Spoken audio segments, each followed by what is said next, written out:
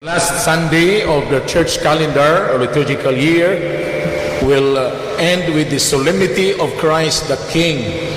And in the readings, the King is referred to as the shepherd. So this year, we are presented with a picture of a shepherd. Ezekiel described to us what a good shepherd does to the sheep. And of course, in the olden times, in the Old Testament times, the shepherd is always referred to as God. He is God who cared for his people. And in the Ezekiel's version of the reading, we saw or we heard that the shepherd, God himself, was dismayed of his very own favorite flock, the Israelites.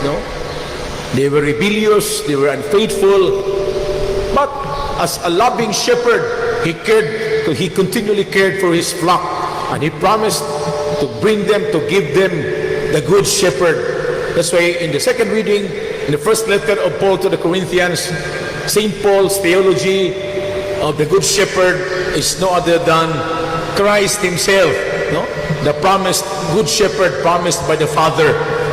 So the good shepherd, the loving Father in the Old Testament times, who journeyed with his people patiently, lovingly, was referred by St. Paul in the modern times, in the Old New Testament times, as Jesus Christ himself. So going back to Ezekiel's picture of the good shepherd as a loving God, despite their infidelity, their rebellious ways, they worship other gods, their immoralities and dishonesties, God continued to shepherd his flock. And King David pictured it in the book of Psalms, how the good shepherd will lay down his life for his beloved flock, his sheep. Muna nga, ang pagsaulog na to sa Christ the King Sunday, papahinumdum na to, nga the good shepherd as our King ultimately offered his very own life. The proof of his concern for the flock, the proof of his greatest love for the flock, is to lay down his life, to give up his life on the cross.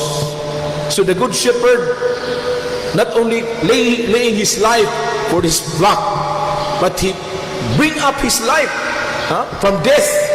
That's why St. Paul's theology explains to us the last enemy to be conquered by the flock, the last enemy we are going to conquer is no other than death. Ang pinakamahadlok, dili kining pandemya, dili ang baha ug unos, dili ang kagutom. Ang kinakahadlukan yun nato tanan, ang atubangon natong tanan, dato og kabus. The last enemy, according to St. Paul, to be conquered is death. But our good shepherd laid down his life. Murag nagsample ba? He gave a sample. Ang atong pinakahadlok na kaaway, ang kamatayon, iyang gisungasong, iyang dawat ang kamatayon. Muna si San Pablo sa mingon, oh death, where is thy sting? Kamatayon, hain naman ang imong kalala. Sa dihang gitugyan ni Jesus ang iyang kagalingon, for the love of us all, his flock. Because our rebellious ways, our infidelities brings us death. Bunga sa itong pagka-unfaithful, pagka-rebellion sa gugma sa Diyos, misangkot ini sa kamatayon. Kamatayon nga di lang separation of the soul and the body. Eternal death, the eternal punishment, the eternal judgment. Nga malabaw mo yun yung gugma sa Diyos, the loving and merciful God. Muhari yun ang iyang kaluoy o gugma sa katawhan. Sa bisag badlungon kay ta, ingon siya, padadanta mo o maayong magbalantay. Sa mga sambingay, dagang kayo, tagaantag mga propeta, mga hari, mga hukom, o sa katapusan, ipadako ang akong bugtong anak. Tahuron yun nila akong anak. Kaya ako guning anak. Pero sa sugilano niya sa isang bingay, niya ang tag-iya gyud, ang anak sa tag-iya, ang manununod, ato ning patyon aron maato na ang tanan. Amo to ilang gipatay, Pero ang kamatayon di ay dili to kapildihan. That was the proof of His love. No greater love than this, for a man to lay down his life for the sake of his beloved. And so St. Paul explains to us, by His death, we are born, we are reborn. No? So ang iyang kamatayon, iyang gisudlan, aron sa ta iyang giyahan, na di na kalisangan, kahadlukan ang kamatayon. Gibayra niya ang atong kapildihan, kaparutan. Gibayra niya ang atong pagkasakmit sa yawa o sa kadautan. Ha? He became the ransom. His death, mo'y gilukat na to. Ha? Tungod sa pagpakasala, tungod sa pagkamasalaypon, naprenda ta si yawa. Apan gilukat ta, nagibayran gyud sa iyang dugo, gibayran gyud sa iyang kinabuhi. Amo na yung San Pablo, oh death, where is your sting? Ha? Mamatay matag pandemic, mamatay matag atake, mamatay matas kapobre, mamatay matas gugma. There is no more fear in dying, because Jesus has given us, no, the death, the destruction of death. Giusab niya nga ang death, ang kamatayon may punishment, kamatayon may silot, nahimo ng ganghaan, iyang gi-renovate, iyang gi-fix, iyang giusab ang kamatayon nga kalisangan, ang kamatayon kahadlukan, ang kamatayon katapusan, iyang giusab, iyang gi-recreate, gihimo niya kining pultahan, a door to eternal life. No? Kung namingon siya, I am now the good sheep, I am the gate. Ako ang magbalantay sa mga karnero, ako usab ang pultahan. Ang mga karnero nga moagi kanako makasibsib, mahakaplag ug masibsib ug mainom. No? Muna diha ni Kristo, ang atong hari, natibuok ang atong pagkaanak sa Dios. Sa maranta ni sa laag ta, sa mga kahayupan. Og sa igon sa saad gisugilo ni Ezekiel, kadtong nawa akong pangitaon, the lost I will seek out. Katong nangasamad nagapiang akong ayuhon, the sick, the ill I will heal, and I will nurture them, I will pasture them in green pastures. Ingon ang psalmist, ang salmista, no, the famous Psalm 23, ang balak, ang awit ni David, I am the good shepherd, my Lord is my good shepherd, I don't want anything more. For He will nurture me, He will pasture me. In green pastures, He gives me repose. So makapahulay ko niya, pasibsibon ko niya, painom ko niya, nadagay-day nga tubig sa iyang grasya.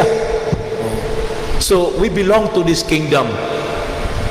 In our celebration of Christ the King, no, we are ushered to the gospel. The last public discourse of Jesus, Matthew chapter 25, ang iyang katapusang public speaking, public lesson. And the famous parable of the sheep and the goat. Ang sambingay sa mga hayop nga duhar gyud ka klase, no? Walay neutral, walay LGBTQ+++, no? Usa ra gyud, no, sa kasenaryo. The Son of Man, when the Son of Man comes in His glory, so the good shepherd nga gimatala ni Ezekiel, o suwat ni San Pablo in theology nga, the good shepherd is no other than Jesus Christ Himself. Pag abot na ni Kristo, mauwa mo siya mo angkon nga ako, mingon lang siya, the Son of Man. The title Son of Man is the most favorite title of Jesus for Himself. So the Son of Man refers to Jesus Himself. Na maikog lang siya kaayo ba nga mo, ako ang mauwa siya. Ingon lang siya, the Son of Man, when the Son of Man comes, He will be sitting in His throne with His angels. So this is the judgment day scenario. The second coming, the final judgment, call it anything. But naagyon siya katapusan ang tanan. Pero nindot kayo, hindi ang ikadlukan. Tigumon man ta, no? Iba ka natay hari, so niya iyatang giangkon nga iya ha. So gitagaan ta niya og senaryo nga doon na gyoy judgment, doon na say grace. Ingon sila nga nung doon na may judgment, no? Amo bigitog as Ginoo. When the Son of Man comes again with His angels, He will sit on His throne. and He will gather everyone, all people in all nations.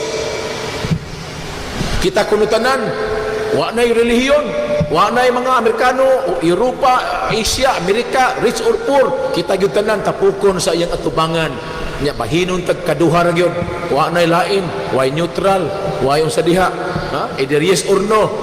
Init o bugnaw. Kung katamtaman ka lang, iluwa ko na kas Ginoo. Ay laing sabingay dito sa part of the scriptures.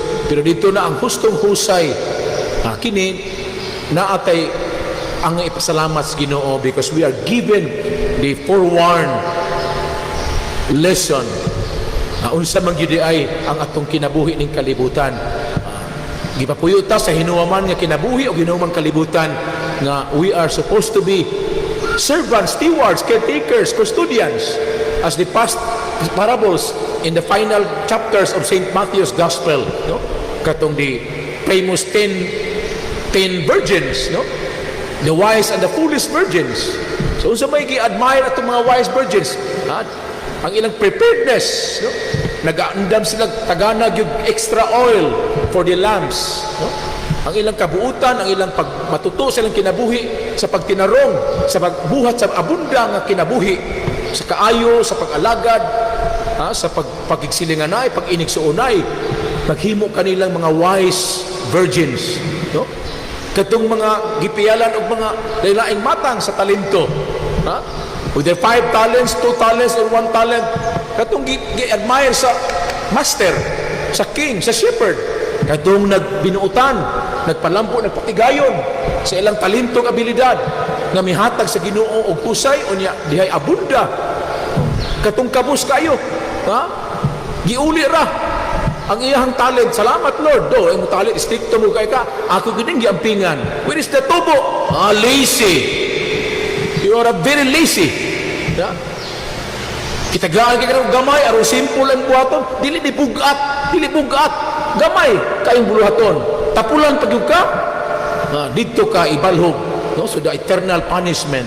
Mo ni mga leksyon na wala gyud matago natong tanan, no? And finally, bisa ka to mga prelims mo lang ni midterms, karon yung dumiguwa itagaan ta og forewarning sa final nato nga examination. Sa final examination nato in our life on earth, usa ra gyud ay ka question, maritil man or oral, paminaw mo, usa ra gyud ka pangutana ang ihatag sa final exam. Walay exempted, bright or mahina, dili kay bright. Kitang tanan mo answer ining final question sa final exam of life. And what is the final question? Did you do the greatest commandment? Moro na. Did you do the greatest commandment? Ano itong greatest commandment? The love of God and neighbor. Basic kayo. Basic kayo. We complicate life. When Jesus Himself, the greatest teacher, give us the clue. Uban, mangita-ngita, inipatik isa, kulbaan tag exam. Pero kung preparado tas exam, parang kumakain ka lang ng mani. Kung nakita, gipaandam tas Ginoo sa final, gitong anak kita na ay leak sa bar exam, o sa ibang mga exam, minor exam sa eskwelahan, makakuha kag leak, ma-disqualify, o ma-require, pero Ginoo, maya kayo, itagaan kag leak. Nag-leak, na question, pansiran, homework, natong tanan. What did you do to the list of my brothers and sisters? Ang leak sa final exam, ang pangutan kita, what did you do to the greatest commandment? Yaduhan ng ibahin, the righteous and the wicked, the parable of the sheep and the goats, the final parable of Jesus, duha kita, luyas kanding, no? Ang sheep, may buutan man. Ang kanding, sa atong understanding, ang kanding, lami kayo. Kalderita, paklay, kung sa padiha, pagkalami is kanding. Wala kay kontra, di ka ma-high blood, wapoy kolesterol, di kay kuan, maay muluto, lamasag dani, pagkalami is kanding. Pero din sa Bible story, alahi ang kanding, they represent the wicked people who refuse to to love, to serve, to repent, who go on their own ways, on their own wicked ways. That's why St. Augustine said, there is always the grace of God. Why? Because punishment or judgment necessitates grace. Masama ni siya, doon naggrasya ang Dios. Dili kay nakinahanglan ta ni ini. Tungod sa kaayo sa Ginoo, kay bawo siya ang iyang pagka-loving, no? Kitagaan man ta niya og kinabuhi niya, hukma niya, kay bawo siya daan sa atong mga rebellious ways. Ang kitagaan ta nag-freedom nga ang tao pwede sang abuse sa maong freedom. Mutong giandaman gito naggrasya. And Augustine discovered it that grace was necessitated because of the possibility of punishment. Maay kay Ginoo, ha? Mura bag gi-anticipate na niya ba nga gugma kaayo, pero kay bago siya nga not all will respond positively. Ha? Ang Ginoo smart kayo. Aduna gyud mga tao nga mosukwahi sa iyang kabubuton, sa kabubuton sa Dios, kung giandaman niya kini og grasya. So Augustine said, punishment or the possible of punishment or the judgment, the total judgment, the absolute judgment necessitates God's grace. Pagka maayo sa Ginoo, giandaman ta to the last minute of our lives. Kung in the gospel scenario, tanang sick people find healing, tanang sinners find also salvation. From Zacchaeus to Matthew, from all the Pharisees and Sadducees who went back to the calling of God's call to repentance, like Nicodemus, like Joseph of Arimathea, like Mary Magdalene, the last workers in the vineyard of the Lord. Katong nauna, okay kayo, pero katong naulahi, they receive the exact salary, the grace of salvation. Kung kini atong dakong paglaom, no? Bisag unsa ang atong kalisangan, unsa man atong gikalisangan, nothing can separate us from the love of God. Hunger, ni ang violence, ni ang death, no? Nasa nindot ka in theology St. Paul, walay makahimulag ka nato sa gugma sa Dios. Ni ang kapobrehon, ni ang kasakit, ni ang sakit, ni ang kamatayon, wala gyud makapahimulag ka nato sa gugma sa Dios. Kung mubalik ta pag-usab sa atong final exam, niya gilatid yun niya ang simple kaayo nga demonstration. Unsa man tayo nakapalangit, unsa man tayo nakapa-righteous nila, gipakita nilang innocence. Lord, ha? Why are we judged as righteous? Because you feed me when I was hungry, when I was thirsty, you give me drink. Tanaw gud ang example ni Jesus. These are humanitarian needs. Humanitarian needs. Dili dako, dili bugat. Sus, ang gikuan sa Ginoo sa final, sa last judgment, ang senaryo pagkanindot. Pakanon lang gigutom. Ato lang binisayon. Pakanon ang gigutom. Paimnon ang giuhaw. Suluban og bisti ang tubo. Bisitaon ang nabilanggo. Arugahon ang nasakit. No? Simple. Food, drink, clothing, healthcare, visitation. Listen pa ni, pagkasayon.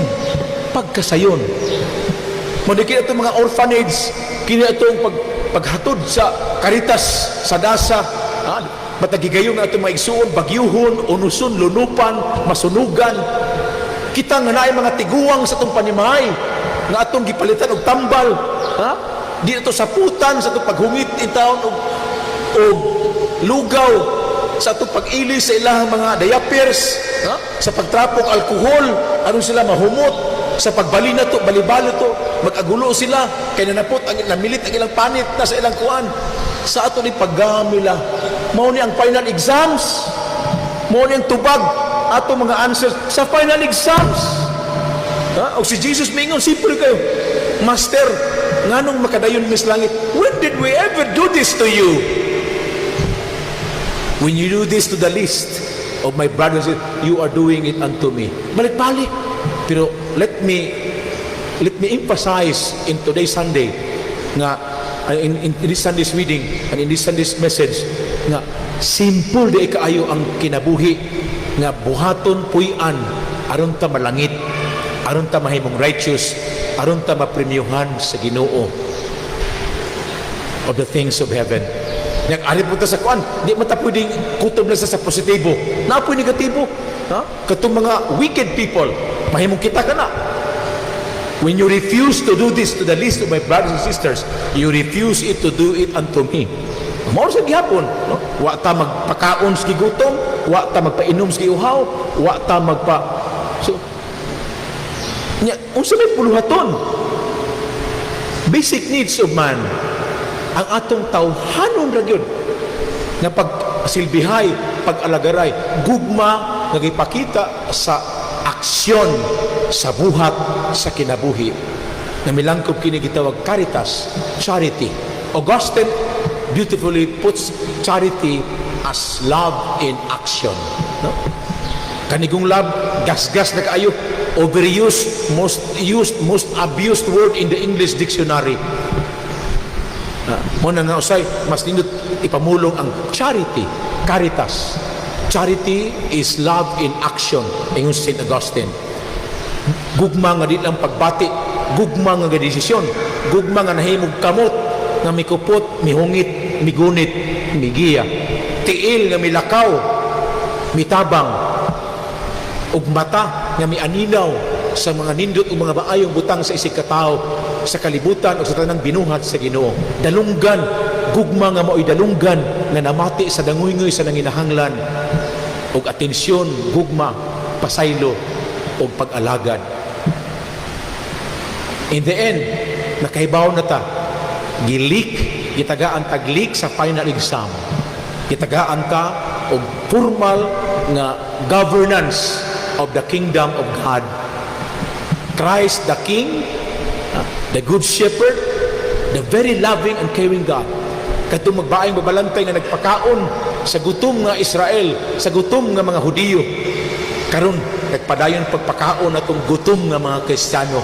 Diha sa buhing pan sa Eucharistia, nagpabilin siya nga pagkaon atong tanan. Iyang gituman, ang muari kanako di nagiగుtumon, ang muduol kanako, mudawat kanako, mahigog magbualaga kanako, di nagayon uhawon. I am the living bread. And he who feeds on me will have life eternal. I hope we have no regrets in life. I hope ulit ta makaingon, wa maminimo paibawa sa leakage na amaday leakage sa itong final exams. Di na ta makaingon ni Ana. And finally, di ta makaingon nga, Lord, I have remained ignorant in my life. As a good teacher, wala mahimong banga si Jesus. Nagpadayon pagtudlo kanato. Nagpadayon as a scout master, nag-inspire sa mga scouters. Laging handa. They be ready always. Semper paratus. He is a true scout master who nurtures us, who challenges us. But He is always with us. Wala ta niya tudloi, from a distance. Katubitang katong nindot ka kanta ni Beth Midler o sa ka-American singer kaniya ato sa Amerika, gibanto, kay nindot ka itag message, God is watching us, God is watching us, God is watching us.